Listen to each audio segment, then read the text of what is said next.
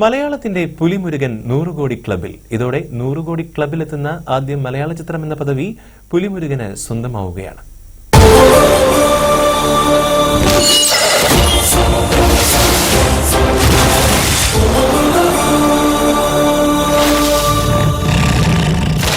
മലയാള സിനിമയിൽ ഏറ്റവും കൂടുതൽ കളക്ഷൻ നേടിക്കൊണ്ട് പുലിമുരുകൻ ഇനിയും ജൈത്രയാത്ര തുടരുകയാണ്. ഒക്ടോബർ 7-ന് റിലീസ് ചെയ്ത ചിത്രം കൃത്യം 1 മാസം കൊണ്ടാണ് 100 കോടി ക്ലബിലെത്തിയത്. റിലീസ് ചെയ്ത് 30 ദിവസം പിന്നിട്ടിട്ടും ചിത്രം ഹൗസ്ഫുള്ളായി ഓടിക്കൊണ്ടിരിക്കുകയാണ്. പുലിമുരുകന് ഈ നേട്ടം കൈവരിക്കാനായതിൽ പ്രേക്ഷകർക്ക് മോഹൻലാൽ നന്ദി പറഞ്ഞു.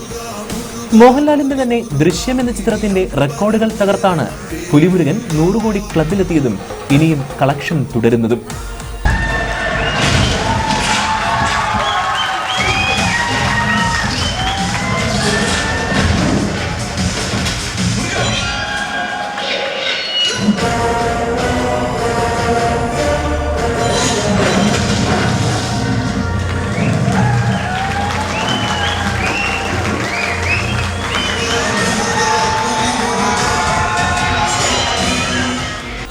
നരഭോജികളായി നാട്ടിലേക്കിറങ്ങുന്ന കടുവകളെ വേട്ടയാടിക്കൊല്ലുന്ന പുലിമുരുകനായാണ് മോഹൻലാൽ ചിത്രത്തിൽ എത്തുന്നത്.